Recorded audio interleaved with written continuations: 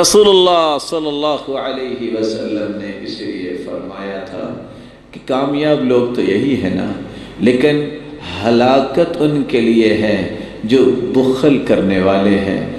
حدیث کے الفاظ کچھ یوں ہیں: ثلاث منجیات و ثلاث مہلکات، تین چیزیں نجات دینے والی ہیں اور تین چیزیں ہلاک کرنے والی ہیں۔ اما المنجیات، رہی وہ تین چیزیں جو انسان کو دنیا اور آخرت میں نجات دیں گی، فخشیت اللہ فی السر والعلانیہ، انسان جلوت میں ہو خلوت میں ہو اللہ کا خوف اسے ہونا چاہیے۔ فالعدل فی الغضب والرضا، انسان خوشی میں ہے، انسان غصے میں ہے، عدل کو قائم کرنے والا ہو۔ والقصد فی الفقر والغنى، انسان مالدار ہے یا فقیر ہے، میانہ روی کو نہ چھوڑے۔ واما المہلکات، رہا مہلکات تو تین چیزیں ہلاک کر دینے والی ہے: اعجاب المرء بنفسه، هوى متبع وشح مطاع، واعجاب المرء بنفسه هوى متبع، جو انسان اپنی خواہش کا غلام ہے پھر کہتا ہے میں ٹھیک کر رہا ہوں،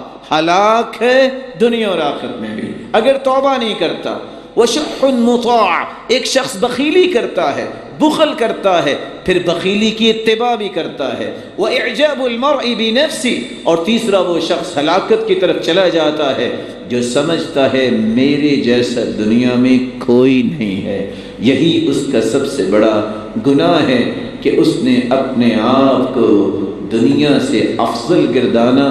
یہ اللہ جانتا ہے کہ کون افضل ہے۔ فَلَا تُزَكُّوا أَنفُسَكُمْ هُوَ أَعْلَمُ بِمَنِ اتَّقَى، اپنا تزکیہ خود بیان نہ کرو، وہ زیادہ جانتا ہے کون متقی ہے۔ إِنَّ أَكْرَمَكُمْ عِنْدَ اللَّهِ أَتْقَاكُمْ، اللہ کے ہاں عزت والا، احترام و اکرام والا وہ ہے جس کے دل میں تقوی زیادہ ہے۔ اللہ یہ تقوی ہم سب کو نصیب